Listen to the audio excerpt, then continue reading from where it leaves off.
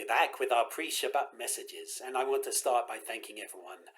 I came back to 737 emails, many of them expressions of love and support, as I've had to be away for a number of weeks. It's wonderful to be back in this loving, supportive community. It doesn't surprise me at all how much outpouring of love and support there was. That's what we do here at Temple Beth Shalom, but it means a lot to me. And so I appreciate it very much. Now that I'm back, there are ways that we can offer love and support to other people, particularly at the Interfaith Community Shelter, formerly known as Pete's Place. The Interfaith Community Shelter was started by the Interfaith Leadership Alliance of Santa Fe, particularly with the strong direction of Rabbi Marvin Schwab, my predecessor here at Temple Beth Shalom. And the Interfaith Community Shelter saves lives. Before the shelter was created, the fire brigade in Santa Fe used to have to go around every winter picking up homeless people who had died and were literally frozen solid. And the Interfaith Community Shelter started to address this, and the number of homeless people in Santa Fe who died dropped by an enormous amount. And so providing food is not just something that we do because it's a mitzvah, it's a good deed. It literally saves lives. And sometimes we find ourselves wondering in life, well, what can I do to make an impact on the world? Sometimes I feel so helpless. There's so many bad things going on in the news, in the world around us. And my answer is, look here. You can literally save people's lives one meal at a time. And we do it together as an interfaith community. Over the winter, we take on a number of evenings, and I'm going to share the dates with you. December the 11th, 23rd, 25th, and 29th, and January 3rd, 4th, and 8th. That's December 11, 23, 25, 29, and January 3, 4, and 8. And the reason I share these dates is because there are two ways that you can help, that you can literally help to save lives. The first way is either by cooking or by volunteering as a server. And if you haven't volunteered as a server, if you're able to, I really recommend it. Seeing the humanity, interacting with the guests at the Interfaith Shelter is a really important, really rewarding thing. It's important for them. I think it's important for us too. But you may not be able to do that, but you can cook. And so you can look at the link below in this pre-Shabbat message, and you can see what we need on each night. The menu is already set. We've done it for you, and you can sign up for a certain number of portions, and then you bring it on the day. It's very easy to do if you're able to.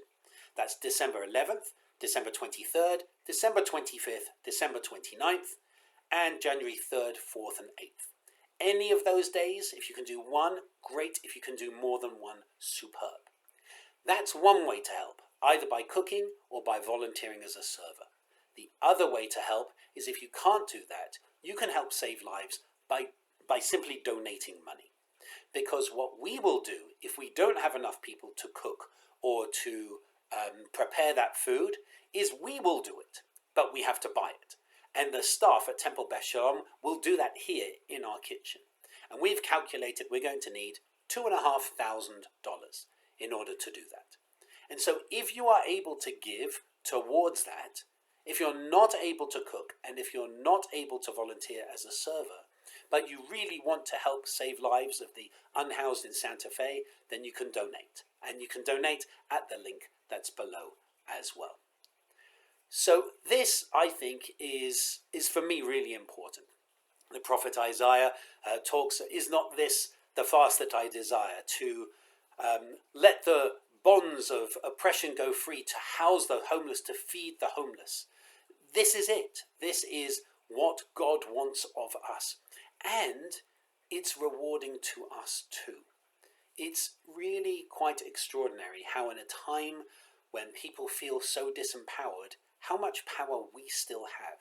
You have the power to save people's lives this December and this January.